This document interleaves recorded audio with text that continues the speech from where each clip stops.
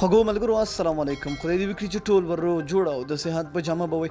دوستانو پرون شپه د شپږیزې لیګ اعلان شو، نه لوبغاړي پکې واغېستل شول، بولي ولګېده. نو که تاسو یاد شي ما تاسو ته ویډیو جوړه کړه د راشد خان جبندي امیر لوبډل مشر دی، د هغې لوبغاړي ما تاسو ته معرفي کړه چې دغه لوبغاړي هغې سره دي. خو په دغه ویډیو کې به انشاءالله زه تاسو ته د مس عینک په باره کې معلومات درکوم چې لوبډل مشر د هغه محمد نبي دی چې کوم لوبغاړي ورسره دي، کوم لوبغاړي به دې سره لوبېږي، آیا ته قوي دي که کمزوري دي. نو ویډیو را سره تر پای وګوره. که ویډیو مو خوښه لایک که د خپلو دوستانو سره هم شریک کړئ.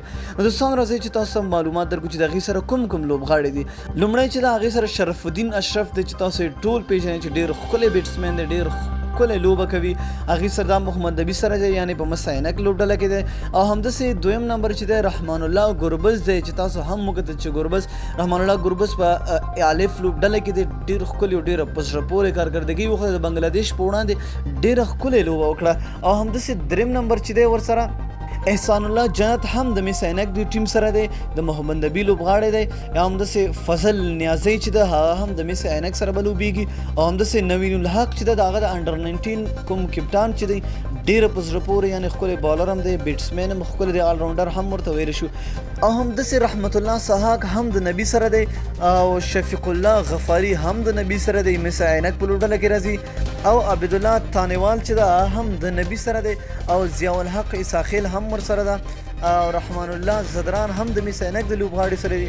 او همداسې زهیب زمانخیل هم چې ده دوی سره به لوبېږي. طارق ستانکزی هم د دوی سره دی د مس عینک سره. او نورعلي زدران تاسو یې ټول پېژنئ چې نورعلي زدران څنګه بیټسمین دی، دا هم د مس عینک سره دی. او همداسې یمین احمدزی هم د مس عینک سره لوبېږي. نو دوستانو فرحان زاخیل هم چې دا د مس عینک سره دی چې لوبډل مشر محمد نبي دی، دوی سره به لوبېږي. نو دوستانو که تاسو فکر وکړئ ډېر ماشاءالله په دې کې چې دي نوي کل دی، نوي ځوانان دي پکې. نو ګورو چې څنګه به قوي وي که کمزوري به وي. لاندې تاسو خپل نظر په کمنټ کې را سره شریک کړئ چې یاره څنګه لوبغاړي دي سره دي، څنګه به لوبه وکړي. نو زما په خیال ټول نوي ځوانان دي، ګورو به چې انشاءالله چې څنګه دوی لوبوږي. نو دوستانو که ویډیو مو خوښ وي ویډیو سره لایک او د خپلو دوستانو سره شیر کړئ. تر بلې ویډیو د الله په امان.